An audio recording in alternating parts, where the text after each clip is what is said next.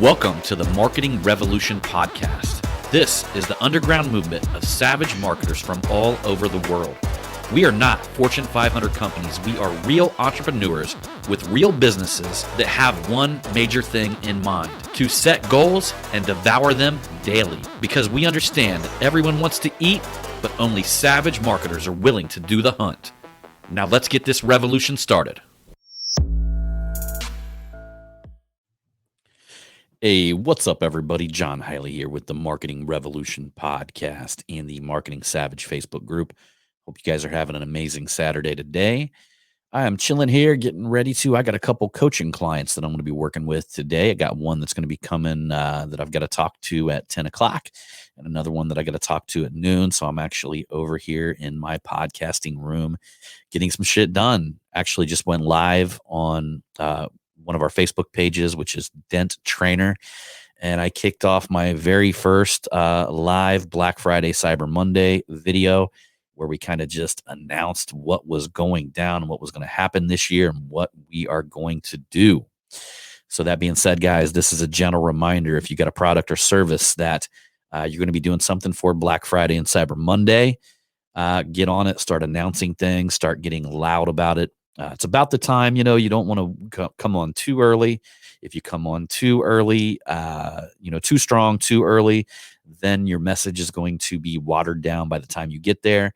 I think for me, about 5 to 7 days is usually where I want to start, cranking up the noise a little bit, pumping up the motherfucking volume on this shit, because we're about ready to have a huge blowout sale. It's going to be fun. And I'm going to be excited because this will be the first year that I'm committed to do a podcast every day with you guys. So this will be the first year you guys are going to be able to journey with me through all of this excitement. And it'll be fun. And I'm going to make sure to get a podcast in each and every day live, which you guys got to realize this podcast is as close to as live as it gets. Like when I'm done with this, I upload it and I drop it inside of the podcast hosting software. And it only takes probably 5 minutes from there to be published on iTunes and Stitcher. So that being said, I wanted to come to you guys today and quickly talk to you about consistency. And what you guys need to realize that us as humans, we actually crave a consistent experience. And you don't really have to go much further than Starbucks to figure that out, right? We've got coffee shops around here that are, kind of like boutique coffee shops, if you would call them that. And they have way fucking better coffee than Starbucks. No doubt. You go in there. I would even go as far to say as Starbucks has kind of like a chemical smell or a chemical flavor. Who knows? It might be the shit that makes it so addictive. Who knows, right? But we have these coffee shops that are kind of like a boutique style shop. You go in, great coffee, and you know what? That experience is good. It's really good from time to time to go into them coffee shops. But the bottom line is people flood the fucking window of Starbucks for a reason. And that is because Starbucks gives you a very predictable experience each and every time. Like you basically, when you go there, you know what you're going to get. You know that they're going to have your 4-shot grande latte or whatever it is that you buy. And it's going to be very consistent, meaning that each and every time you go there, you're pretty much going to get the same product each and every time. And human beings, we actually crave this. We crave consistency. You go into the little local coffee shop that's a little hole in the wall. It is great to go in there. And yes, that place is busy too. But they do not have the consistent experience that Starbucks has. And that's the reason why people are not wrapping around the block, because, sometimes you go in there and it'll take 10 times longer. Other times you go in there and it will, it's normally just as good, but maybe you'll go in one time and they won't put a little sleeve around your cup and you'll have to go ask them or find the little sleeves. I mean, there's a lot of little inconsistencies. And what I'm telling you guys, if you can perfect a model that is something to the nature of that boutique experience, meaning that you're going in there and you're getting something unique. You're going in there and you're getting something that's homegrown. And you can actually combine that with a consistent experience, then you're going to have something that's going to go to the next level. There's an example of that here in our city, and it's called a place called Bill's Donuts. And every time you go into Bill's Donuts, you got the exact same experience. In fact, they got it down to the point where there could be a line out the door wrapped around the building. And you generally know that when you get in that line, that it's going to go really quick. They've got 4 or 5 people working behind the counter. They usually ask you the same things each and every time that you go in. They've got one type of fucking coffee. So when you get your coffee, it's good, but it's only one type. But that's an example of an individual who has like a hometown feel. And literally, they've won like the best donuts in our area year after year after year. But they also produce consistent results. I can't say that for every business out there.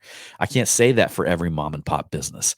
One of the things that most mom and pop businesses lack is just that, being able to have the proper type of training, being able to have the proper type of management, and being able to pretty much trust your staff the moment that you leave the place that they're going to continue to do things the way that you taught them how to do that. And we actually had a little restaurant around the corner here. Everybody loved it, called the Cork and Bottle. And there was a guy, believe it or not, his name was Russ Hiley. His last name was Hiley. And then I actually found out that his middle name was Russ and his name was actually John Hiley. So he was a good old boy, right?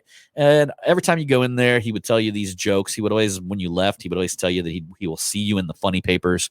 He had these, it was a very unique experience when you went in there and Russ was in there. And you would go in there and you would order food and they would do something that I fucking love. They would butter toast the buns, right? And nothing is better than ordering like a cheeseburger, or they would even do, bacon, egg and cheese sandwiches. And they would butter toast these buns. So that way, when you bit in them, the bun would be soft on the outside and then crunchy on the inside. But now here's what would fucking happen. The moment Russ would leave the facility, the moment Russ would go home, Mr. Russ Hiley or Mr. John Hiley, the moment he would leave and go home, they would stop butter toasting the buns. Fucking incredible. Just like nobody would notice.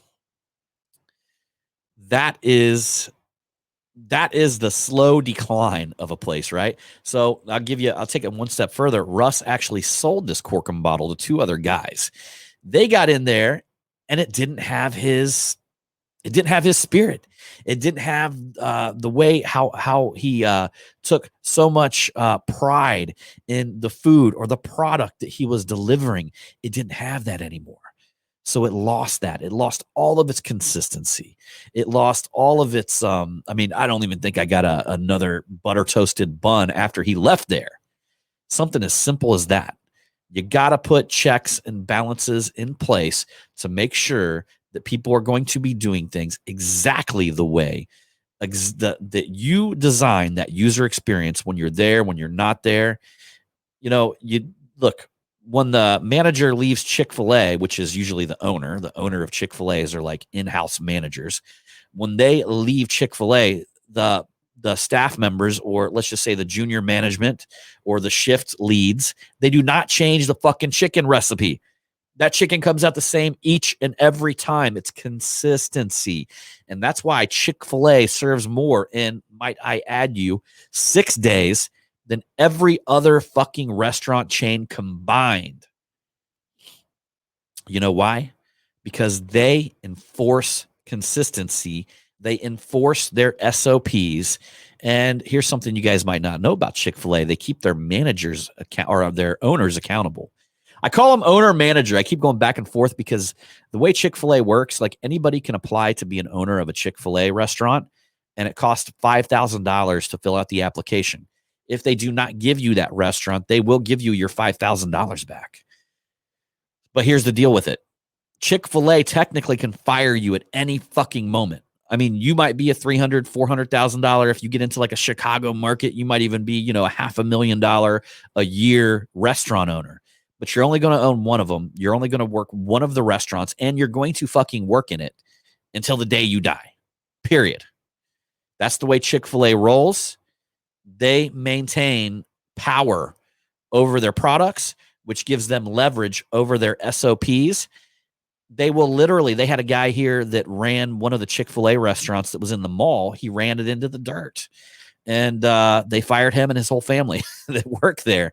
So another guy ended up getting that restaurant, and his like literally anybody could have walked in there and turned the numbers like up. That's how poorly the restaurant was ran previously. So he went into that Chick-fil-A, the little Chick-fil-A inside the mall. He turned the numbers up. He brought consistency back to that restaurant. He brought people back in there buying shit on the regular basis. And he ended up getting rewarded for that. Chick-fil-A actually took him out of that restaurant and gave him a Chicago market restaurant. And from my understanding, talking to, I know another franchise owner in there, talking to him about this story, that the guy was able to walk into a $500,000 a year thing, $500,000 a year. And think about it, a $5,000 investment turning into a $500,000 business. Not bad at all. So that being said, guys, think about it. I know a lot of you guys are small businesses, but how can you make the user experience very consistent for people? That's what people crave. That's what we want. When we get a service from you, we just want consistency. And once you build that into the SOP of your business model, you will actually be able to tweak it to the point to where you're going to be able to change, or let's just say make the user experience better. And at the end of the day, the better that you have, the better user experience you have, the more clients and customers that you're going to have. So anyhow, y'all, appreciate you for coming along on this Marketing Savage, Marketing Revolution podcast. But I am going to step back and I'm going to invite you to come on over to the Marketing Savage Facebook group. Anyhow, y'all, appreciate you. See you on the next one.